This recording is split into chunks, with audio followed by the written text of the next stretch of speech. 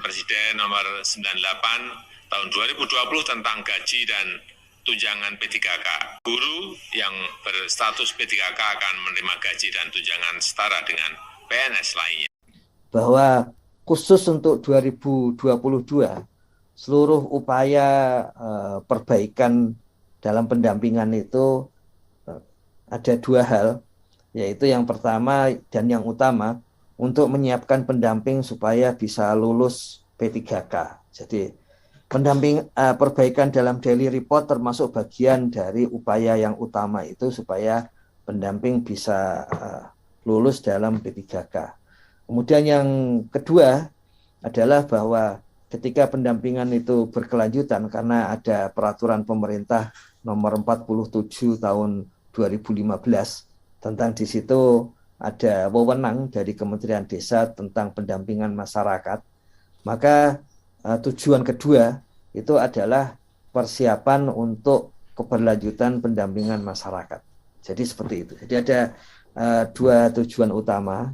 Sebetulnya semula tujuannya yang kedua itu, tapi karena di awal 2022 itu Menteri PAN RB menyampaikan bahwa ke depan hanya ada outsourcing dan P3K, tidak ada lagi tenaga honorer gitu. Maka yang diutamakan adalah kesiapan P3K.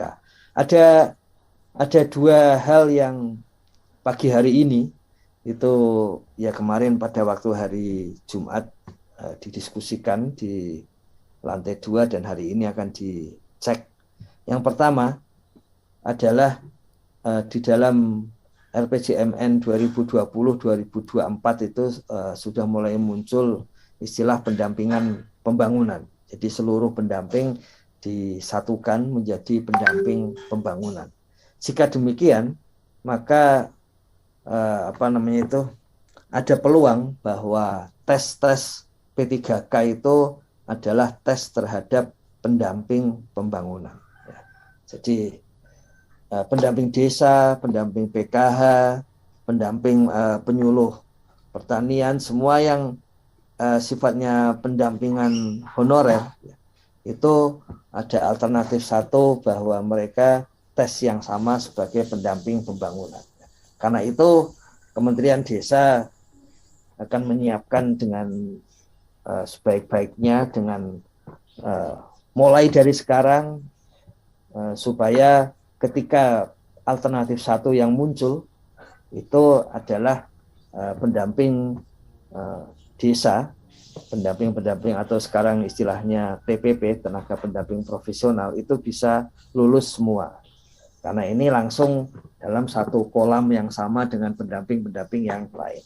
Yang kedua, alternatif kedua, bahwa presiden yang sudah ada itu P3K tergantung kepada masing-masing kementerian. Misalnya ada Kementerian Pendidikan dan Kebudayaan, di situ P3K untuk guru. Tapi tadi kalau pendamping itu dikelola oleh Bappenas, maka ini akan mencakup alternatif satu tadi, pendamping di antara semua kementerian. Ini masih dalam proses diperdalam seperti apa. Tapi yang jelas semua pihak di Kementerian Desa ketika berkaitan dengan pendamping itu sudah punya wawasan para pimpinannya bahwa ke depan P3K dan kita semua perlu menyiapkan tenaga pendamping profesional untuk itu. Misalnya contohnya di Pusdatin antara lain perbaikan daily report diarahkan ke sana, diarahkan supaya pendamping sudah terbiasa ketika menyiapkan diri untuk tes P3K. Kami juga ada penugasan untuk menyiapkan berbagai komponen tes sesuai yang kemungkinan dibutuhkan. Semua pimpinan di Kementerian Desa sedang mendapatkan tugas yang sama. Kami juga sudah menyiapkan staf untuk berbagai persiapan itu. Jadi harapannya selambatnya di semester kedua tenaga pendamping profesional sudah lebih intensif untuk penyiapannya. Jadi ini ada semacam bimbel supaya bisa lolos, terutama kalau alternatif satu yang muncul di mana tidak sepenuhnya akan tergantung di dalam kementerian ya. Itu kalau tergantung kementerian itu bisa dua cara. Yang kemarin sudah disampaikan ke Kementerian Keuangan, yaitu cara mungkin jadinya harus nambah anggaran, tapi kalau kementerian bersedia menggunakan anggaran yang ada untuk itu bisa lebih bebas. Hanya tahun depan akun juga sudah khusus untuk pendamping. Jadi memang tidak sepenuhnya ada di kementerian. Usulkan ASN kayak TNI Polri, saya kira enggak lah. Menurut saya kalau tidak tetap seperti ini, tapi dalam fungsi dan tugasnya ya dia harus profesional. Nah, termasuk P3K yang guru, kepala sekolah ya nanti jangan diiming-imingi jadi kepala dinas. Kepala sekolah jadi pimpro, lebih enak ngurusi pimpronya dong daripada ngurusi itunya, saya kira. Ada hal yang harus saya pegang betul di dalam proses transformasi pendamping menuju dari honorer menuju ke P3K, yaitu tidak boleh ada yang tidak masuk. Artinya tidak boleh ada penghapusan atau pengurangan karena proses transformasi dari honorer menjadi P3K. Dengan bahasa lain, gerbong menuju ke P3K tidak boleh ada yang tercecer. Jadi kalau bahasa SDGs-nya itu no one left behind, tidak boleh ada yang terlewatkan. Artinya mungkin ada syarat-syarat yang tidak bisa dipenuhi oleh teman-teman kita pendamping desa untuk menjadi P3K.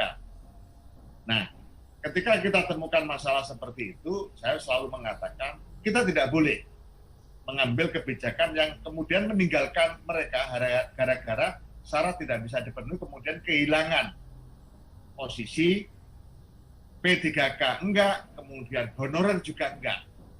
Nah, ini berarti ada yang tertinggal. Nah, ini yang terus selalu menjadi kata kunci saya, apapun bentuknya transformasi dari honorer ke P3K tidak boleh ada yang terlewatkan. Dalam artian begini, sudah saya tegaskan pada tim yang menangani ini, harus dalam proses e-passing, tidak boleh kemudian ada rekrutmen baru yang kemudian berakibat pada tidak masuknya para pendamping yang sudah memiliki kemampuan ini, terus tidak menjadi bagian dari tenaga pendamping karena gara-gara adanya transformasi ke P3K. Nah, solusinya adalah proses transformasi dari honorer ke P3K dilakukan secara bertahap, dan yang tidak lolos P3K tetap sebagai pendamping, namun statusnya tetap pada status nomenklatur. Kita juga berkali-kali menanyakan kenapa honor kok masuk belanja barang. Saya juga agak kaget awal melihat itu, kok belanja barang kok di dalamnya ada honor. Nah, ternyata memang ada keputusan di Kementerian Keuangan terkait dengan nomenklatur, tetapi katanya informasi yang saya terima di 2023 nanti untuk honor pendamping tidak lagi di belanja barang tapi masuk di belanja pegawai, mengikuti atau seiring dengan pernyataan Kementerian PAN RB bahwa ke depan 2023 diharapkan tidak ada lagi honorer, yang ada adalah P3K.